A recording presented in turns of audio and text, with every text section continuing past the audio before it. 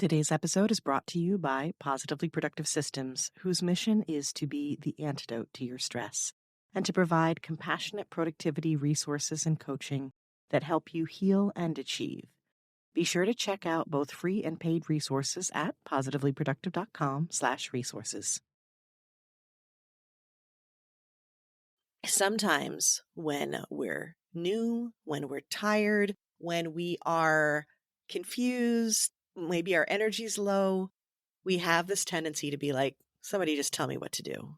It's understandable, but when we look outward for decisions that are key to how we're living our lives and running our businesses, it's going to trap us.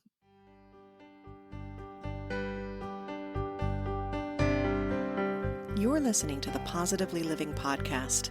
I'm your host, Alesia Galati, founder of Positively Productive Systems and a coach certified in time and stress management, helping clients make space for what matters most in their lives.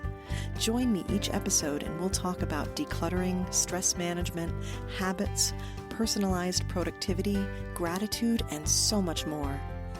I understand the overwhelm of life because I'm a wife, mom to kids and cats, and a former caregiver. I'm here to help you choose what's right for you so you can do less, live more, and breathe easier. Sound good? Let's get to it.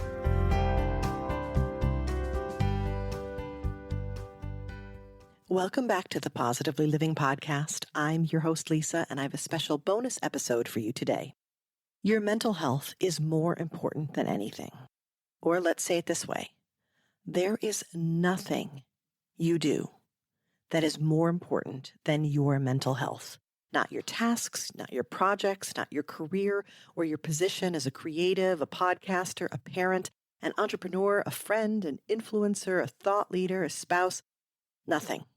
Why am I bringing this up? Because it came up in conversation with my podcast producer, friend, and fellow mom entrepreneur, Alesia Galati.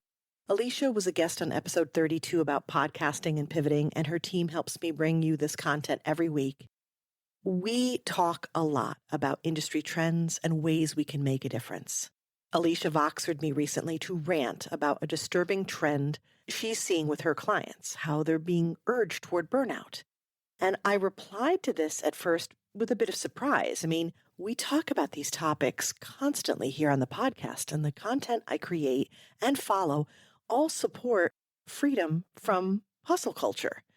And yet, that burnout trap remains firmly ingrained in us, and our clients' well-being is at stake.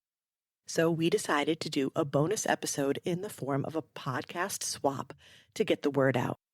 Our mission is to remind you that you are the priority in all of this. In this episode, Alesia and I share the specific trends being marketed to with misinformation, overcommitting what we do, and not wanting to quit even when life tells you that you must. We discuss the reasons behind these trends and give tons of examples of not only what's happening, but what you can do to protect yourself from it. It was the ideal topic for a podcast swap, and you'll hear a bunch of examples of how to be truly productive and creative and work your best. I want you to dream big, to create and to love what you do. But in the end, you have to prioritize you. And that means acknowledging what you need and protecting it. As we share this episode, we're coming up to May, which is Mental Health Awareness Month. One of the best ways to support mental health is to keep having conversations. May I encourage you to do so in two ways. One is checking out the other related conversations on the podcast. There are many on stress, grief, self-worth, and inner critic work that you may want to check out. But specifically to complement this discussion, I recommend episode 7 on stress, episode 14 on stress and self-acceptance, episode 29 on trauma, episode 61 on freedom from the hustle, episode 68 on mental health for men, and episode 94 on avoiding burnout. The second way, please share this conversation and encourage your own conversation with others. The more we shed light on this topic, the better. Hi, everyone. I'm Alesia Galati, the host of the Positively Living Podcast. And I'm the founder of Positively Productive Systems and a productivity and accountability coach for multi-passionates trying to balance business and family, avoid that burnout, and just uncomplicate lives, right? And it's time to talk about something really important. Yes. And I'm Alesia Galati. I am the host of the Listeners to Leads podcast and CEO of Galati Media, which is a full service podcast management company. I talked to Lisa. Lisa's one of my favorite human beings in the whole world. And we were voxing back and forth after I'd been seeing some very disturbing trends in my clients and some things that they were dealing with that I was like, what is happening? What's going on? And we need to talk about this. Yeah, and it became a combined effort here because Alicia was like, I'm seeing this happening. And I'm like, really? Because I kind of was seeing my own version of it, but I didn't realize that it was so prevalent and to the extent that it was. So yeah, the Voxers went back and forth, and I basically self-invited to have this conversation together because the more that we can talk about this, the better it is. So let's all get in this conversation. Let's share this conversation. Let's have it together because we need to make some changes. So you want to share what you've seen?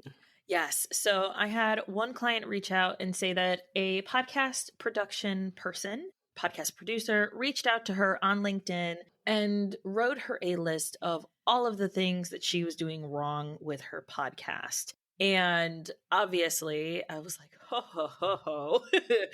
Okay, no, you're not doing things wrong.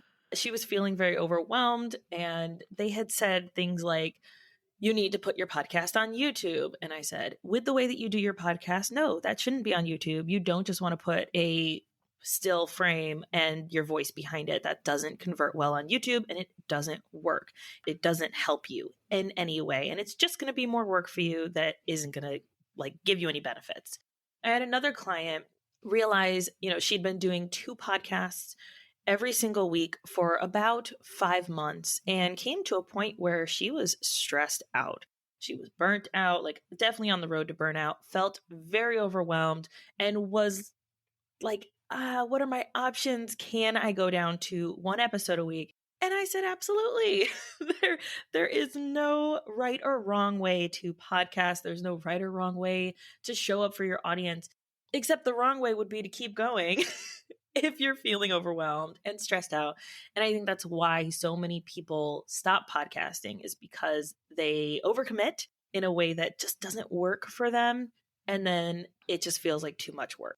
And then the third thing I saw was a client who came to me and said, look, Alesia, I know we have a little more time left on our contract, but I'm going through this thing and it's in my personal life to the point where I cannot even coach my clients. I'm having people reach out who want to pay me money and I can't. I just cannot show up for these people without first dealing with this trauma that's surfacing. And so on the podcast side, I'm also feeling like I don't know that I can show up here for the podcast. And I said, no problem. Your mental health comes first and foremost. And it's not a problem at all if we put your podcast on hold until or if you are ever ready to come back. Full permission to take care of yourself. Yes. And I mean, this is what I coach all the time. So you're talking about a bunch of different things. One, all right, so when life happens and you don't have the bandwidth, you have to redistribute your resources. And that means removing things. It doesn't mean removing them forever, but it means it's a not right now. It means hitting pause. And the fact that they did that is so wise and so brave and so amazing. And we need to honor that so much more. Then the idea of 2 episodes a week freaks me out. And I told you that. I was like, what? How? And you know what? That goes back to habits. And I'm talking about that all the time. You start as you mean to go on. Mm-hmm. You have to take small steps that you say, I can do that. And so we get excited, I think, right? And we jump into it, or, well, we're going to get into the other reasons why. But by the way, that the whole, here's what you're doing wrong thing.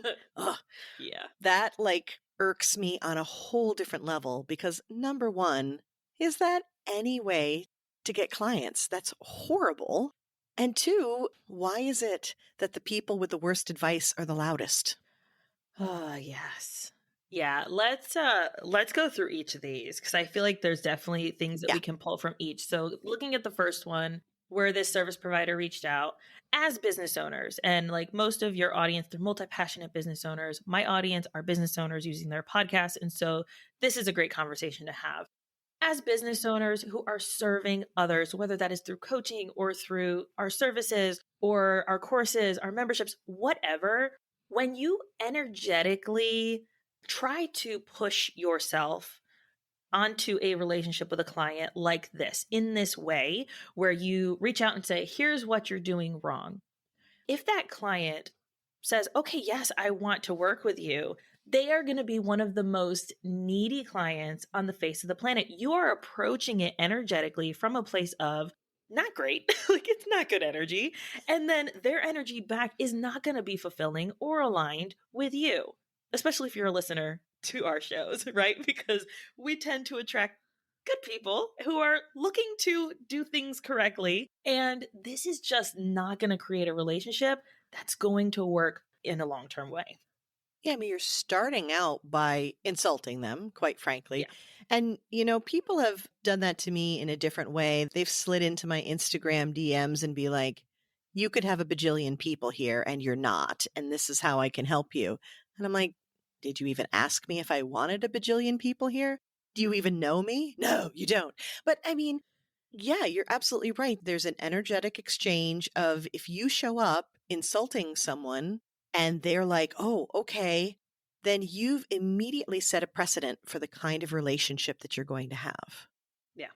And this is what we're talking about. This is the distinction. I'm sorry, bros, because I like bros and bromances, but bro marketing versus the ethical marketing, which, as you know, I've had multiple episodes on my podcast about, and the idea of allowing your potential clients to advocate for them to make the best choice. But to your point, even beyond all that, you are establishing a particular kind of relationship. And also, too, on the side of those who are receiving this information, they may be used to that kind of, you're doing this wrong. Maybe they grew up with parents who were like, that's the wrong way to do it, right? Yep. Or spouses, sometimes that happens where it's like, oh, you want help, but then if you tell them, nope, don't do it that way, then they're going to stop loading the dishwasher. You know what I'm saying? Yeah. And it's going to get to the point where, like, if you look at relationships in general, right? When you are a helper or a fixer kind of person, and that, like, I tend to be a fixer, but I don't want to push my fixing on people who don't want to be, like, who don't need help, right? Right. Like, and Right. that's why I tend to work with people who want to give me all the things instead of people who are like nitpick and want like little bitty parts of their process. And I understand that about myself, and I'm very clear about that expectation with my potential clients of like, look, if you want to hand it all over, great, let me do my awesome thing. If not, it's not going to be a fit because our energies aren't going to work that way. So you can approach it as a fixer and still have good relationships with clients. But if you approach it with someone who is always wanting to be fixed and who wants, they're going to be so over the top needy that it's not going to be fun for anyone. And I mean, what's the point if we're not having fun other than making money too? Yeah. Yeah, but you can do that in a much more positive way. Yeah. I'm a helper who helps helpers, and my whole point is to advocate for them. So allowing yourself to be told you're doing it wrong, instead, how about someone approaches you with curiosity and says, are you getting the results that you want? Is this working for you? As I do have some ideas, let's talk about it. You deserve that kind of treatment. So yeah, that's first and foremost, that's number one. Now, number two, that overcommitment. Let's talk about where that comes from. Yeah, I think it comes from a place of comparing apples to oranges from like a very base level, comparing people's highlights to your life and like what we see online, what we see other people doing. And that's why I constantly am saying on my show and to my clients, you're not Joe Rogan and you don't need to be Joe Rogan. Like, you don't have to do everything that someone different or a celebrity is doing. You don't need to do those things. do what works for you instead of saying, oh, this person has X amount of downloads or this person hit X charts. Okay. Can we talk about the charts for a second? Charts don't mean anything in podcasting. Someone can say they are a top 10 international podcast, and 2 years ago, they might have hit top 10 in Brazil, and they can use that and say international top 10 podcast. Like, it's still ethical for them to say that, like, hey, this is what I got. But then you start comparing your brand new podcast with what they got. And it's like, that's not how it works. So understanding first, like, what do I want with my podcast, with my business, with my life? How is it that I want to show up? And what is going to work best for me? And to your point earlier, for long term or however long you want to do this thing. Exactly. I appreciate you using my podcast stats in this example. I'm kidding.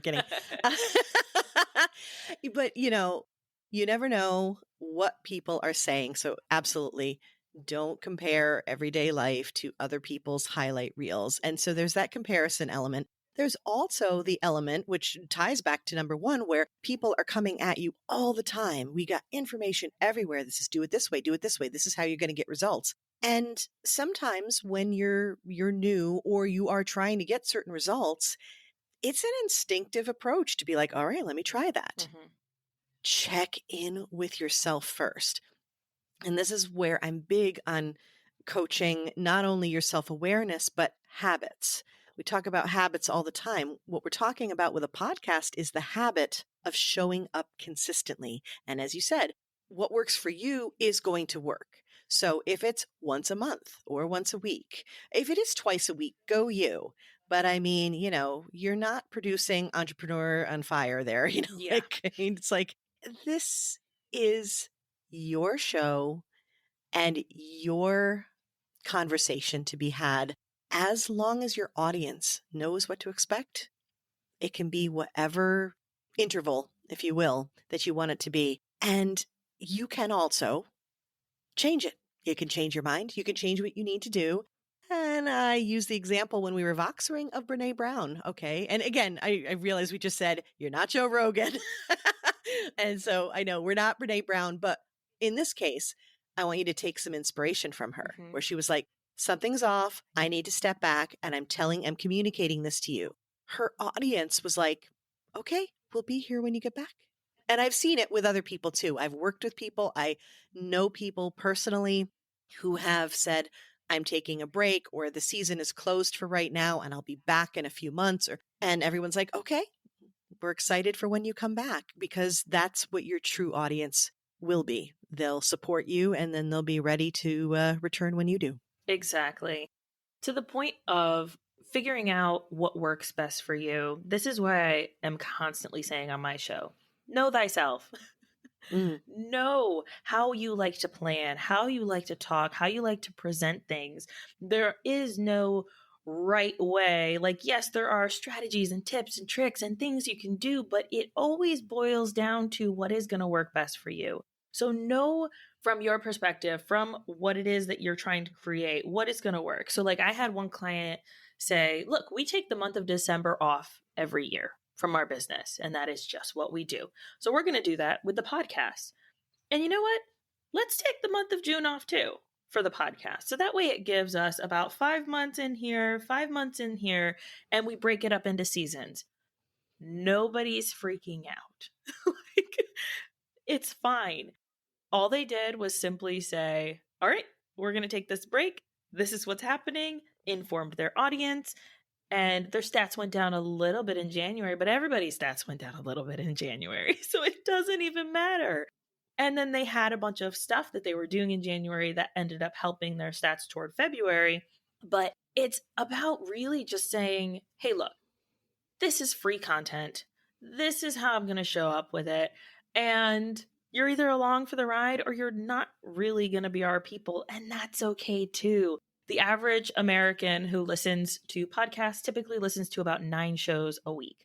So like, it's okay. They've got other stuff to listen to. You are not disappointing anyone by reducing the amount of shows that you're doing, or by saying, hey, look, I need a mental health check. And I told this client, I said, there's a way to spin this. You're talking to women who are at midlife, who are figuring out their lives, whether it is they now are empty nesters or they're having a career change and they're like, where do I kind of fit here? Their bodies are changing. So you can use this. Use your experience to create content about like, hey, if you're feeling this, it's okay to step back or to reduce what you're doing and show up for you. It is okay. There are so many different ways to use your experiences to share it with your audience, and I think it also allows you to be more human. Which, first of all, that vulnerability, I know it can be challenging, but it's proven that it increases your likability. Mm-hmm.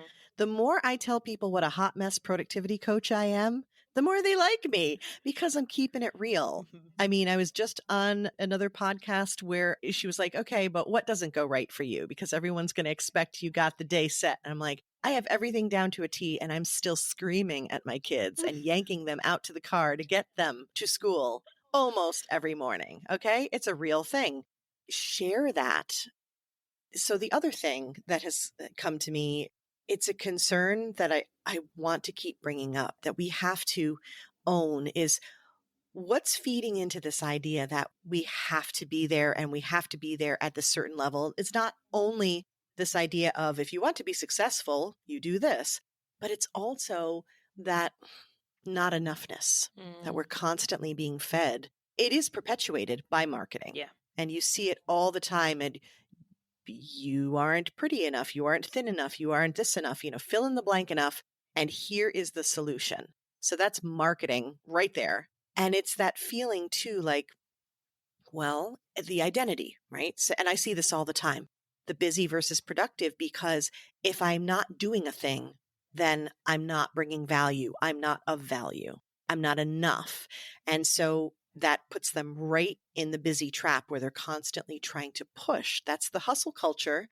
I thought we were making some headway, but I feel like it keeps, every time I'm out, they pull me back in. It's like, what's going on here? You see it too, right? Absolutely. I actually just saw someone post on Instagram this morning. This woman I follow, she said it was a reel, and she was saying how she grew up in a very busy household.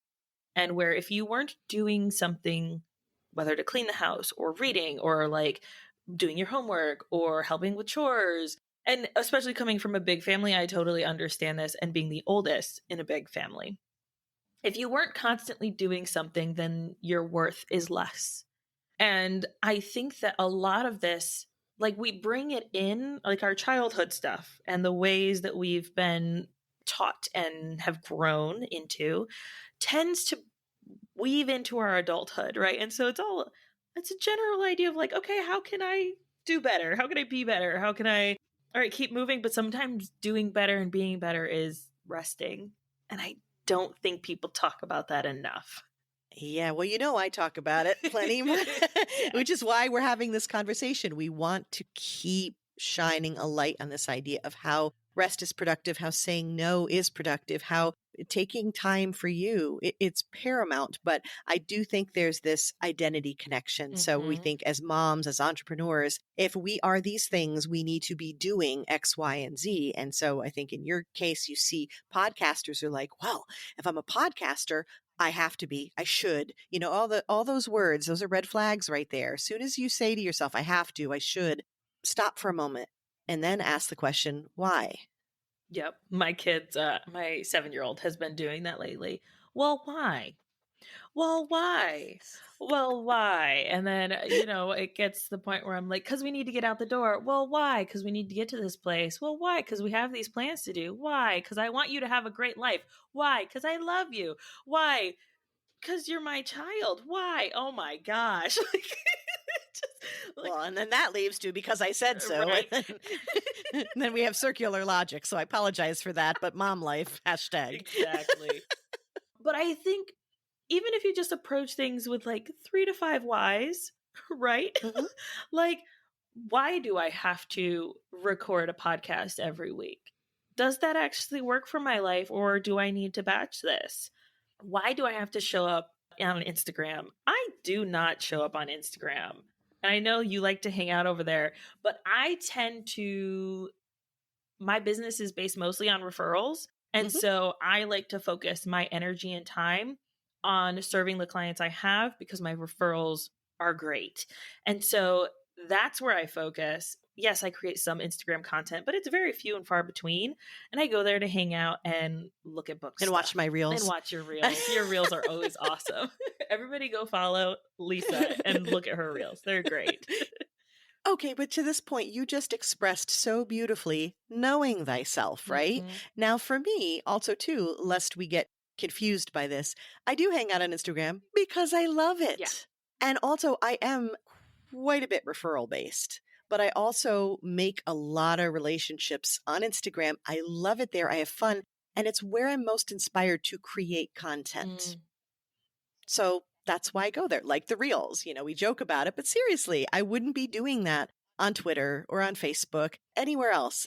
That's where I like to be. So those are the kinds of things that you need to choose. And what that ties back to is the fact that sometimes when we're new, when we're tired, when we are confused, maybe our energy's low, we have this tendency to be like, somebody just tell me what to do. Yeah. It's understandable, but when we look outward for decisions that are key to how we're living our lives and running our businesses, it's going to trap us.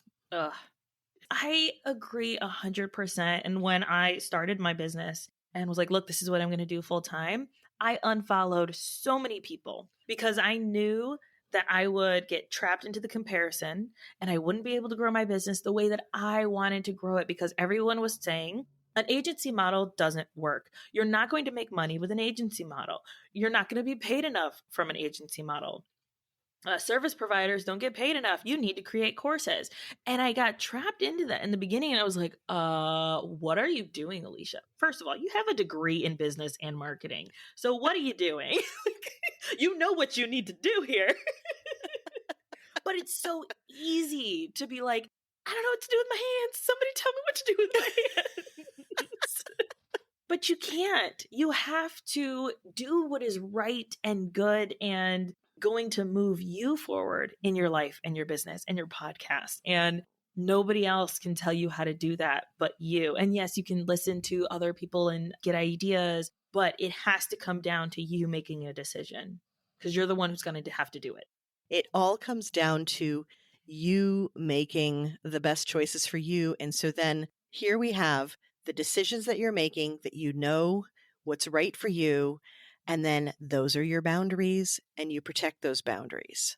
And like anything else, when you decide, right, when you make a choice, it's so powerful because then you're like, well, then this is how it's going to look. And this is where it's going to be on the calendar. And this is what I need. And this is when I'll be here. And this is when I'm available for the rest of you. And guess what? 9 times out of 10, maybe even more, everyone else will line up and be like, okay. Yep. I saw one friend of mine. She has potential client calls one day out of the month. And I was so inspired by that. I didn't go that extreme, but I started at the time. I was like, I'm doing so much client work and I'm on calls all the time. And yes, it's great to meet new people and, talk to potential people, but I'm at the point where I can't function. And so I took 2 weeks off every month where I wasn't taking calls. And then I found that I missed people. So that didn't work for me. And I tested it and I tried it and I was like, yep, nope, that doesn't work. So now I take every Monday and Friday where I don't have any calls. It allows me to ease into my week.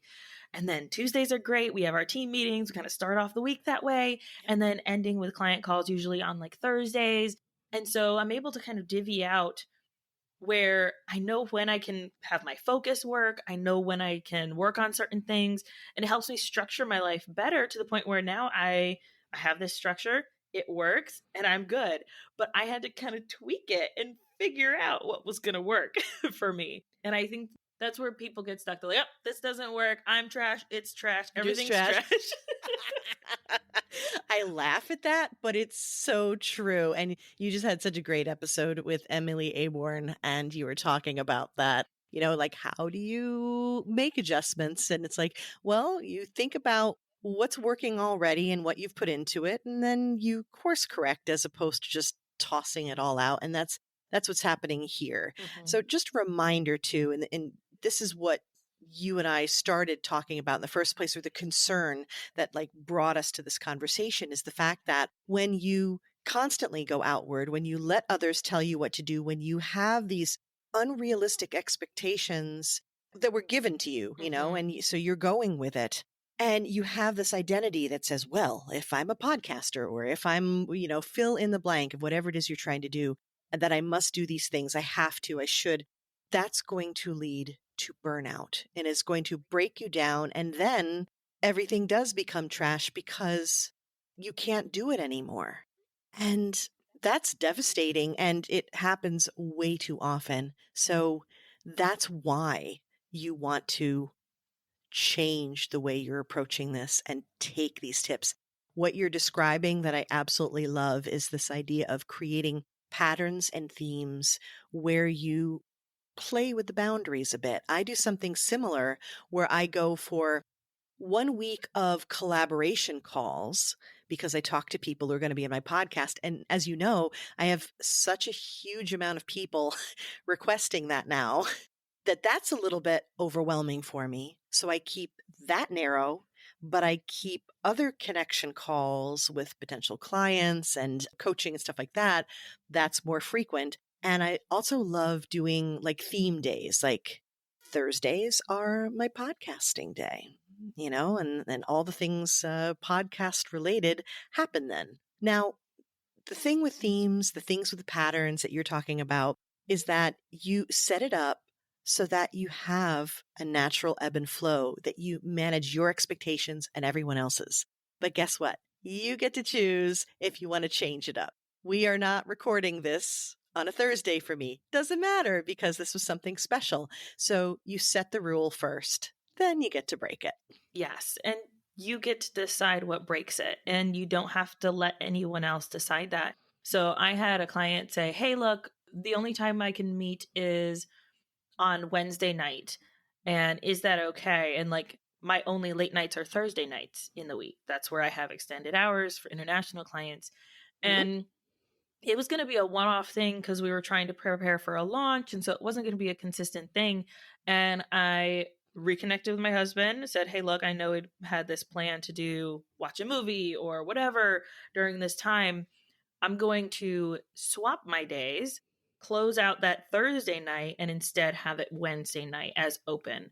And that ended up being my only call that Wednesday. And it was fine. It worked.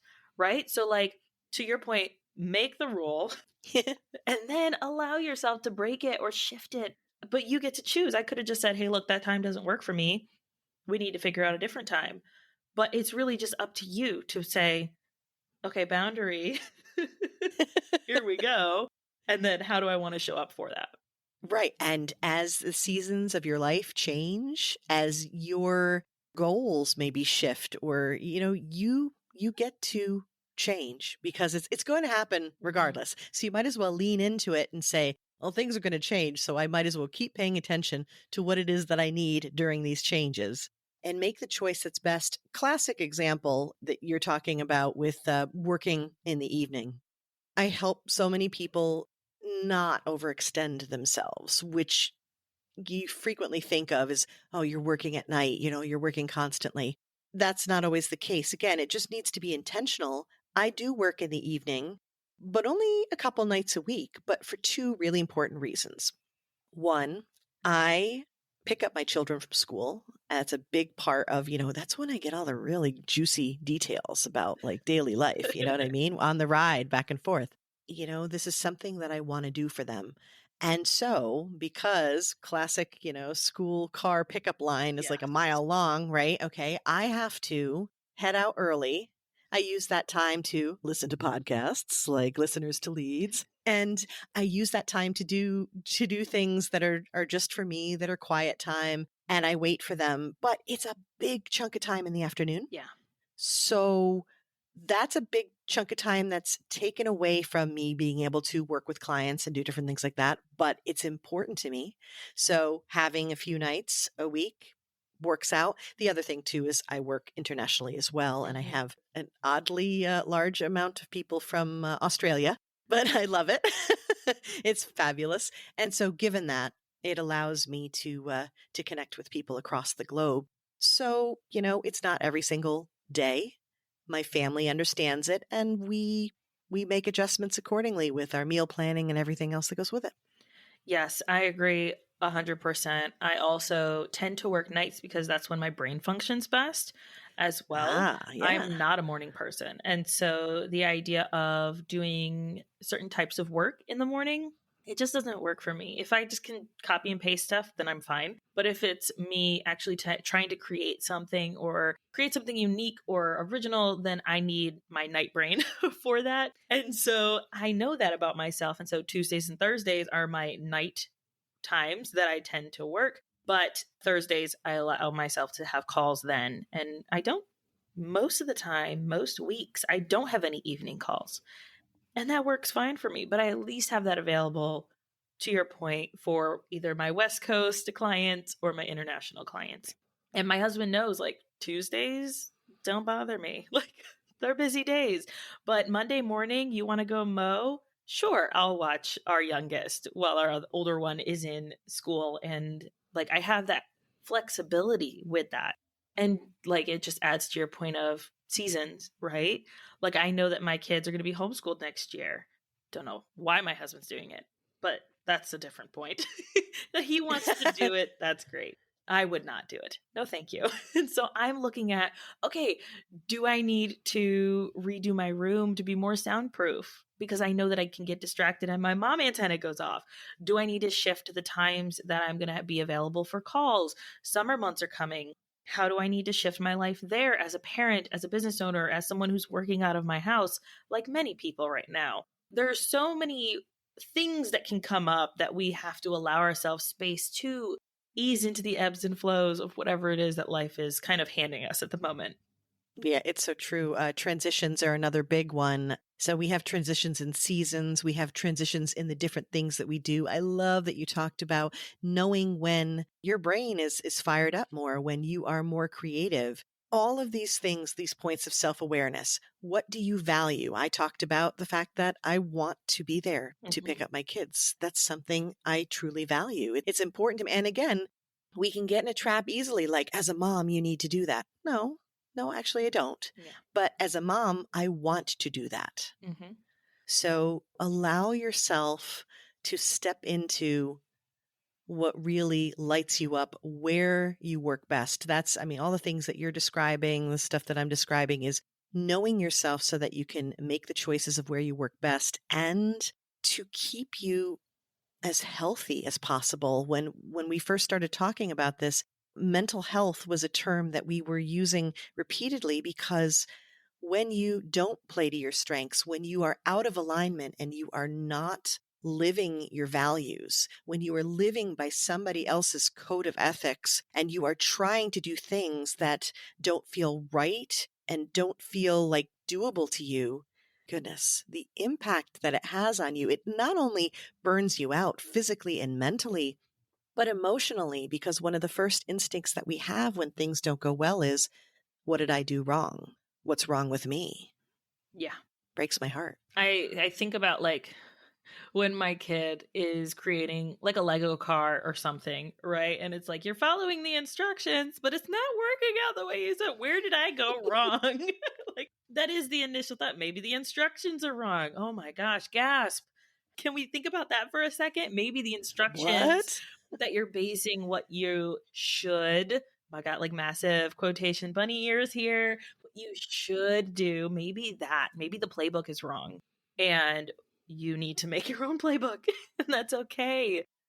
Maybe you're missing pieces. Ever thought of that? Because I feel like this metaphor is going to go somewhere fun. Oh my goodness. But Yeah. yeah. And that's the first thing that I say. I'm like, okay, so let's establish some ground rules here. First of all, we're not going to talk anything like, specific efficiency, productivity related until we figure out what you value and who you are as a person. And secondly, you didn't do anything wrong. It's not your fault. We need to find the places where we fit the best. And, why is it that we don't want to do this? Because it feels too easy and then therefore it doesn't have value. What's up with that? Oh my goodness. A bunch of Know the trash. story? Like, Right? it Come really on. is. That life can't have easy seasons, or that you're not doing enough because it's easy. And it's like sometimes things are just because you've worked your butt off for them, they get easier. And that's Yeah. awesome. Like, enjoy Because you've been it. practicing, because this is what you are all about. It's like when people are like I should there's that should word, but but I don't mean this actually. I mean, like, hypothetically, I should be thinking, what's wrong because podcasting came easy? Well, okay. I have a background in voice work, and I've taken courses on communication, and I've practiced. I mean, before I started my podcast, I had gratitude conversations like repeatedly with people in a group where we practice gratitude together. There were lots of little things that I did to build to that point. So I just think that the whole one hit wonder thing, and it's like the whole, or overnight, I think, Yeah. is really more what I'm thinking of. It's overnight, like hit. And it's like, not overnight, maybe over decades. Yes. It's like, oh, well, that just took you. That's one reason why they say like service providers charge not just for the amount of time that it takes you to accomplish something, but for all the experience that you're bringing into it, right? Yeah. It didn't just take you 10 minutes to transfer someone over like one document from one platform to another. It took you years of figuring it out. Like, and learning and doing it and getting good at it. And that's what you should be looking at, rather than, oh, well, it just takes me 10 minutes. It doesn't take 10 minutes for somebody else. Exactly. If you look at what we do in strategy calls, and in case in point, when I come to you for a strategy call and I've got these questions, because I always got questions, and I could see in your mind, you're like going through, the list of articles that you've read and things that you've researched, and information that you've gathered to benefit your clients. And you're like, okay, I read something where this is actually the better way to do it. I don't recommend that, because you have this list. Like, so sure, we strategize this, in a half an hour, but that was so much time and effort and experience that you brought to the table to do it that quickly. Yeah. Yeah. Jess, my executive assistant, she's always on that call and she's like, sometimes I just watch you and I'm like, how does she know that? It's like, it's been years of just so much information. And I think that's Yeah. to the point also of like, people see me and they're like, oh, Alesia had this multi 6-figure business in a year. Wow. And it's like, it didn't take me a year. Like, I started this pivot a year ago, but I was doing it 5 years before then in different capacities, to the point where now I'm able to bring all that information and say, okay, this is how we're going to make it work. And this is my zone of genius. And here's how I want to show up. But when I first started my business, I was with the whatever everybody else was doing and what's working and the get rich quick schemes. And my poor husband had to hear all of them. Like, all these ideas of things that I'm going to do. I'm going to make $1 million and it's going to be great. And none of that panned out the way that I thought it was going to be, until I was like, you know what? Forget what they're doing. I'm going to do it my way. And that worked. And that's the thing. I did the same thing. I started off and I was like, okay. I mean, I did have the benefit in a way, and it sounds odd to say this, and I've mentioned this to you before, of having been through some really difficult times, being a caregiver, and there was a lot of trauma and a lot of grief. And that was enough to teach me a lesson in bandwidth. Yeah. And to be able to say, okay, great. Y'all are out there doing these incredible things and complicated email marketing and all that kind of stuff. I pretty much know I can't do that. What can I do? So that helped me into essentially what I coach now, which is, what can you do? But it's still so easy to get swept up in what everybody else is claiming. But for the sake of our health and for the sake of making our effort effective, Yeah. it needs to be protecting ourselves, listening to ourselves, knowing ourselves first. Yes. Your mental health is more important than whatever else it is that you're trying to accomplish, because you're not going to be able to accomplish it if you burn yourself out. That is a fact. It's not going to happen. And if you want to accomplish things, then you have to take care of yourself. You have to take care of your body. Otherwise, what's the point? And it's true. And, the other thing too, listen, I've come back from burnout. Mm-hmm. So I'm not saying it's not possible.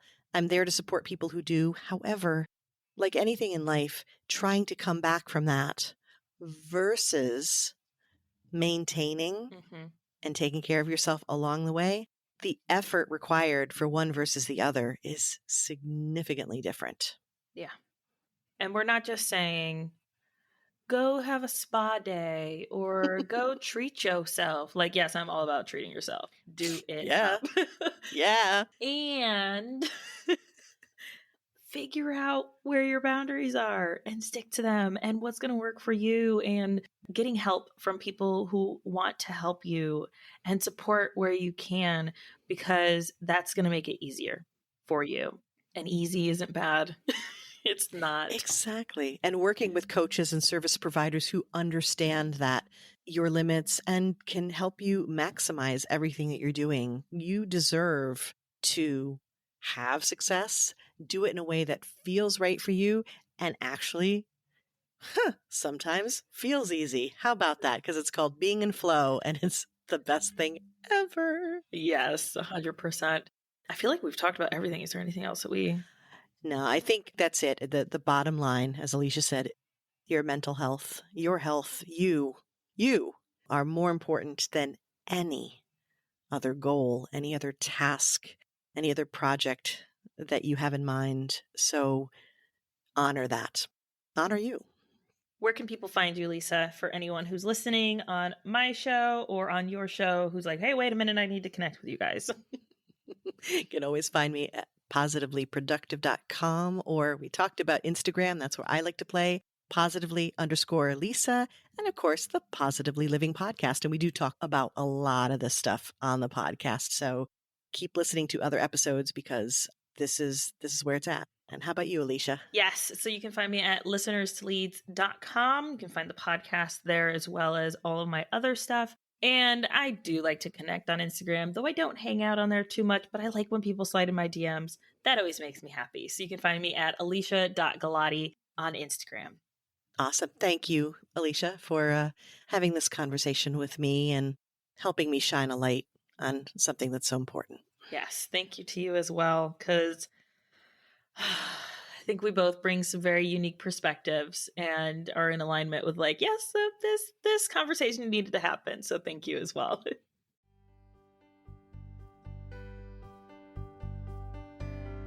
Thank you for joining me today. Your time is precious and limited, and I'm honored you chose to spend it with me. If you have feedback, questions, or want to schedule a chat, head to positivelyproductive.com/connect. And if you are looking for any of the resources referenced on the podcast, from books to products to training and more, go to positivelyproductive.com/resources.